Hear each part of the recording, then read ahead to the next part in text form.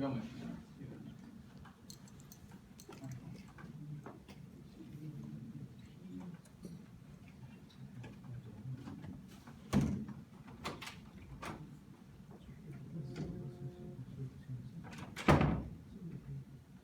Oh, we do not have permissions.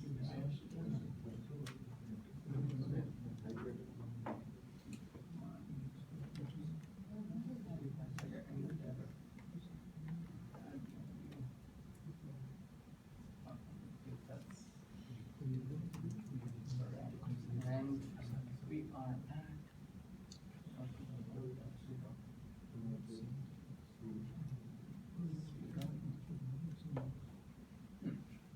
for some reason your systems are giving you a permission denied. I wonder why it is. Let me just show you why this is. It might be because I did start this process as root, but it shouldn't have mattered.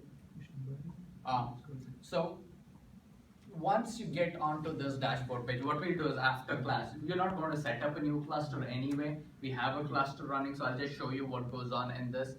So you can go through the user list. Maria Dev went took me back.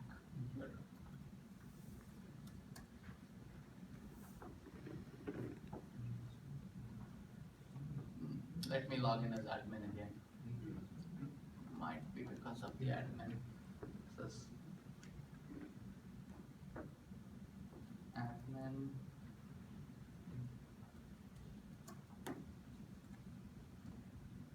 So this is logged in as admin. Oh, let me go in out here. Okay. All right. I think you might have to log in as admin, and only then you would get that window. If you're logged in as Maria Dev, you might not be able to get that window. Can you try logging in as admin on the web browser and then going through that window? Sure. Can you try the same? Log in on Ambari as admin instead of Maria Dev, and then go to that window. Let's see if that will work. Because if I remember right, Maria Dev was also an administrator account. It's not an admin account on your systems on the newer one. Okay. So it can show you users, what permissions you give them, what groups you have, and then as you go and you can keep adding users, add group, whether you want to make it read only. This is the way you go to the dashboard, and this is basically the dashboard. If you look at it, so this is the sandbox dashboard, and then it will tell you what views you want to look at. So you can look at the files, Hive, Pig, Slider, Tez, capacity scheduler, which is basically running on Zookeeper. Okay. Now, this is a view which only admins are supposed to be using. No user is supposed to be using. Were you able to get into that one? With admin user? This is a view only administrators are supposed to look at, because this is a very, very powerful view by itself. Okay? And we can go back to our dashboard, and this will show us what all we have here. Now, this is basically going through your Ambari itself, and if you look at now, I don't have any supervisors on this system, but pretty much everything else has been running on this system. I have Spark, I have Zeppelin, and you can do a lot of stuff. You can either start all, stop all, depending on how much load you want on your machine. Now, this virtual machine has a decent amount of processor and space and RAM, so I can just keep all of those running. So this was your first thing. Once you get all of this running, next, now what do you want to do? Now I have my Hadoop system running, I have HDFS running, I have MapReduce, I have Hive, I have HBase. Let's do some analytics on the data. Okay? So before you do analytics, what is the first thing you're going to be doing? Extract the file from the Get your data there, right? So right now your data, so you went onto this link, downloaded it onto your client machine. So every machine you access your web browser to connect to this system is going to be known as the client machine, because this is the server. So we're still in the client server programming model. So from your client machine, so you've downloaded maybe your geolocation and demo. Just the geolocation would be good enough for today. You can also download the demo data. Now the demo data is a bigger data set that we have. It's about 5 million data points on that. The geolocation is not too big. It's maybe 100,000 odd data points that we are looking at. So it's still a decent amount of data, but not like the true big data sense. And then on that site itself, I also have given in another file which is known as the commands. Now I know most of you are not going to be knowing SQL, but these are some of the simple commands. Oh, you guys know SQL? All right, so most of you know SQL, that makes it easy. So, but I did put in the commands because when you start making bigger tables, it's difficult typing this, so you can just copy paste from here, especially for the demos that we're gonna be seeing. Okay, move this guy back out here. All right, now our first thing is, how do we upload data? And before that, where do we upload data? Out of all of these things, do you see anything that tells you where you're going to be uploading data? What kind of a system? Okay, so you have a computer, you have an operating system. What is your data storage system called? Hard disk on the hard disk. Hard disk, but it has a name for that system. What is that? A local file system, right? So your file system is the system that actually holds all your data. For this one, what is your file system? HDFS. HDFS. So in order to upload data onto Hadoop, I think my hotkey gets activated when I go into the corner. There we go. You see the 9-tile display? Click that and go to HDFS files.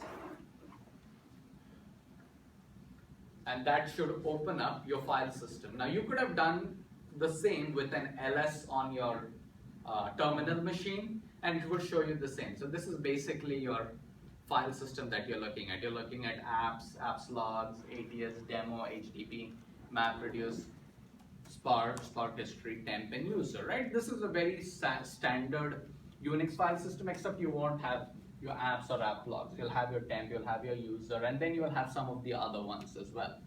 In this case, what you're going to be doing is, you're going to be uploading some of that data into your temp file system. So a very easy way. So now this is a GUI way of doing it because you have point and click available. So you don't have to do what is known as a SCP, that's a secure copy from one system to another. You can do it directly. So let's see, we're going to be making it here, right? So temp file system. Now in your temp file system, when you open it up, you'll only see these two. Make a new directory by clicking here and say I have my data2 directory. That is my new data directory that has come within the file system. Okay, and it has no files in there. Go in there, let's see our geolocation. So geolocation has two CSV files.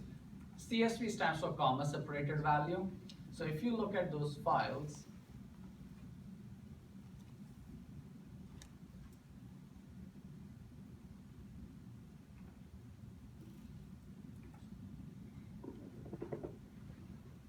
so that is geolocation. So let me do a geolocation.csv. So you can see this is basically a flat text file.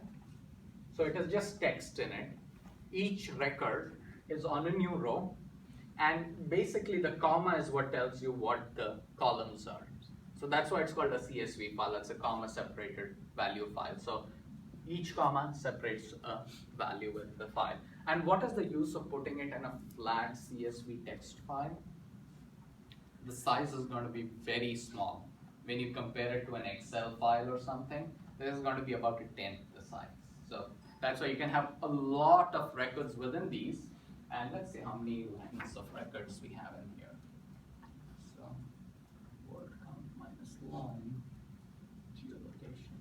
This is only has 8,001 lines, so it's not a lot. So 8,001 into maybe 10 columns, so 80,000 records. It's still decent enough, but not too big. Let's see how many we have on trucks.csv. Trucks.csv is empty. How is that possible? unless I messed it up. Oh, it is there. But the way this is it's only in one line, okay? And that's why it gave me a line count of empty. And we'll see how to handle both of these kinds of data within Hive itself. So first thing we need to do is upload them onto, let me upload geolocation, trucks.csv. Upload. And it has come into my HDFS file system. Similarly, I can upload my trucks.csv and it will come into my HDFS file system. So right now, your first task is the most easiest task. You have brought these two data sets into your HDFS file system itself. All right, so let's take about a 5-minute break. And once we come back, what we'll do is we will look at how we bring them into Hive, look at what Hive is, and then do some data manipulation on Hive itself, okay? Make sure you guys have downloaded the commands.rtf so you can just copy and paste out of that instead of rerunning it, instead of typing